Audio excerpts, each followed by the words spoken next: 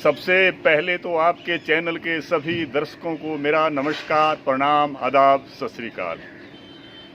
जहाँ तक आपने कंगना जी की बात की, जो कंगना जी मंडी लोकसभा क्षेत्र की प्रत्याशी हैं भाजपा पार्टी की तरफ से, तो सबसे पहले तो मैं कंगना जी के लिए कहना चाहता हूँ कि कंगना जी आप बहुत बड़ी हीरोइन रही है और आपने बड़ी अच्छी फिल्में दी है।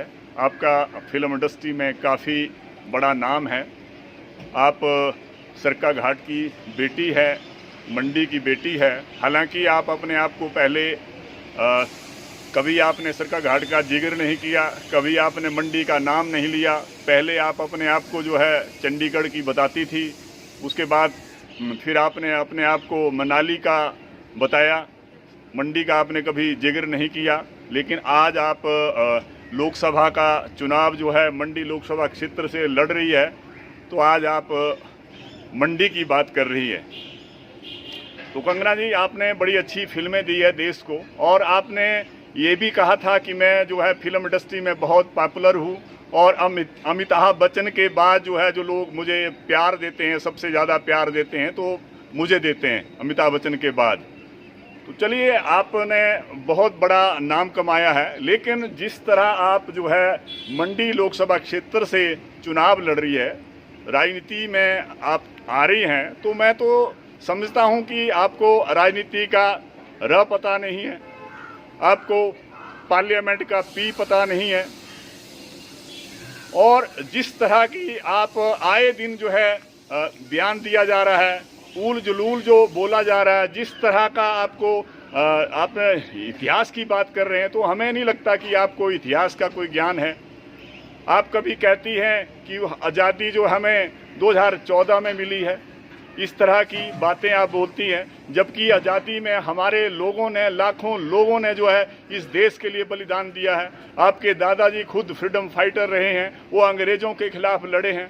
कभी आप जो है कांग्रेस को कोसती है, कांग्रेस को आप कहती है कि ये तो अंग्रेज़ों की बीमारी है, अंग्रेज़ों का अंश है, जबकि आपके दादा परदादा जो है कांग्रेस के एमएलए रहे हैं। तो जिस तरह की आप भाषा आए दिन जो है बोल रही हैं, जो हमारे विक्रमादित्य हैं, जो लोकसभा का चुनाव जो है कांग्रेस की तरफ से जो लड़ रहे हैं मंडी लोकसभा क्षेत्र से, उसके लिए भी आप उल जुलूल बोल रही है। कभी आप विक्रमादित्य को कार्टून कहती है, कभी आप विक्रमादित्य को पप्पू कहती है, कभी राहुल गांधी को बड़ा पप्पू कहती है। तो जिस तरह का भाषा का आप आए दिन जो है प्रयोग कर रही है, कभी आप कहते हैं कि ये जो विक्रमादित्य है और उसकी माँ है वो जो है सुखविंदर सिंह सुक्खू की गोद में बैठ गई है, तो कभी कहते हैं ये पहले विरोध करते हैं। अरे कंगना जी, ये कांग्रेस पार्टी की बात है, ये कांग्रेस पार्टी का मसला है। आप क्यों इस तरह की उल जुलूल की जो बातें कर रहे हैं, जिस तरह आप बोल रहे हैं, आप जहां आप कांग्रेस की बात कर रहे हैं, आज मैं आपको बता दूं कि पूरा जो आपका जो पार्टी है वो कांग्रेस युक्त हो गई है। सारे जितने भी कांग्रेस के नेता हैं जो आपको गालियां देते थे, भारतीय जनता पार्टी का विरोध करते थे, वो आज फिर आपकी पार्टी में है। सभी को आपने अपनी पार्टी में सम्मिलित कर दिया, और वैसे लोगों को आपने सम्मिलित किया जिनके ऊपर भारतीय जनता पार्टी बड़े बड़े आरोप लगाती थी, बड़े बड़े घोटालों का आरोप लगाती थी। जितने भी कांग्रेस के आरोपी थे, जो भारतीय जनता पार्टी कहती थी इन्होंने कितने करोड़ रुपए का जो है घोटाला किया, आज वो सब जो है बीजेपी में चले गए हैं। तो आज वो दूध के धुले हो गए हैं। सारे कांग्रेसियों को तो आप बीजेपी में ले रहे हैं। आज बीजेपी कांग्रेस युक्त हो गई। कितने एमपी जो है कांग्रेस के बीजेपी में है, कितने एमएलए जो हैं खरीद फरोख्त करके आप जो है बीजेपी में उनको सम्मिलित कर रहे हैं। तो बुराइयां आप कांग्रेस की कर रहे हैं। जब वो भारतीय जनता पार्टी को ज्वाइन कर लेते हैं तब तो गंगा नहा लेते हैं, तब तो उनके आरोप सब खत्म हो जाते हैं। तो जिस तरह की आप एक सांसद का चुनाव लड़ रही है, आप मुद्दों पे बात नहीं करती। आप ये नहीं कहती कि मैं सांसद बनने के बाद इस प्रदेश के लिए क्या करूंगी, मंडी लोकसभा क्षेत्र के लिए क्या काम करूंगी। आपने कभी भी एक स्टेटमेंट नहीं दी मंच के माध्यम से कि मैं जब ये यहाँ की सांसद बनूंगी तो मैं ये काम करूंगी। आप रोजगार पे बात नहीं करती, आप शिक्षा के ऊपर बात नहीं करती, आप बिजली, पानी, सड़क, लोगों की समस्याओं के ऊपर बात नहीं करती। तो जिस तरह अब बिना मुद्दों के आप जो है चुनाव लड़ रही है और कांग्रेस को आए दिन कोस रही है, तो ये चीजें जो है चलने वाली नहीं है। जबकि हमने जो कैंडिडेट दिया है कांग्रेस ने, जो विक्रमादित्य के रूप में एक ऐसा प्रत्याशी दिया है जो बहुत ही मेहनती है, कर्मठ है, ईमानदार है, निष्ठावान है, जिसमें देशभक्ति की भावना कूट कूट कर भरी है, सत्य मानसिक भाव है, उत्तम धैर्य का भाव है, कुछ कर गुजरने की क्षमता है, समस्याओं का समाधान करने की क्षमता है। और आप बताइए आपके क्या मुद्दे हैं, क्या मिशन है। और मैं आपको बता दूं, जब से ये सरकार भारतीय जनता पार्टी की 10 साल हो गए इनको, आप एक उनकी उपलब्धि बता दो।